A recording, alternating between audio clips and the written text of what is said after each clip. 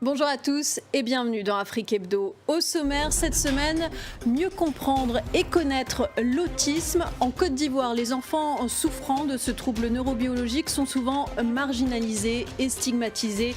Quelques rares professionnels de la santé tentent de leur dispenser les soins appropriés. Ce sont des habitués des performances acrobatiques de haut vol sans filet de sécurité. La troupe de cirque Circus Baobab présente son nouveau spectacle Yé. Le directeur de la troupe Kerfala Bakala Camara est notre invité. Pour finir, une application au service de l'agriculture durable. Cropstalk permet aux agriculteurs d'améliorer leur rendement et d'économiser les ressources hydriques. Sa créatrice, Rabeb Fersi, vient de remporter le Challenge App Afrique RFI France 24.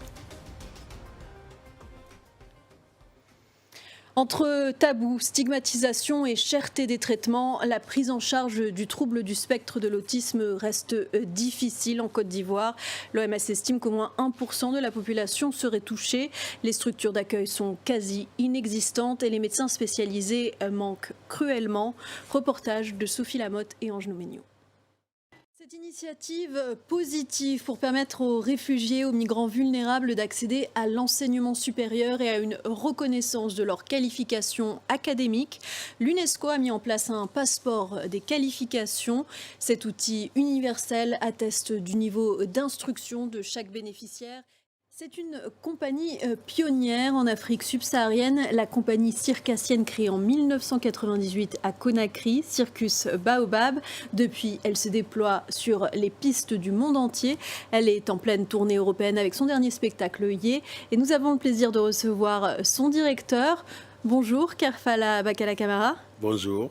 Je le disais, votre dernier spectacle s'appelle Yé, cela signifie eau en soussou. Ouais. Pourquoi avoir choisi ce thème ?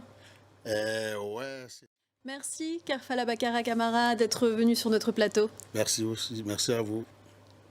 La Tunisienne Rabeb Fersi, lauréate de la 7e édition du Challenge App Afrique RFI France 24 avec son projet Cropstalk. Cette application mobile a pour but d'aider les petits agriculteurs à améliorer leur productivité et leur résilience face au changement climatique. Nos correspondants Lilia Blaise et Hamdit Lili l'ont rencontré en périphérie de Tunis. Et c'est ainsi que s'achève Afrique Hebdo. Merci à toutes et à tous d'avoir été avec nous.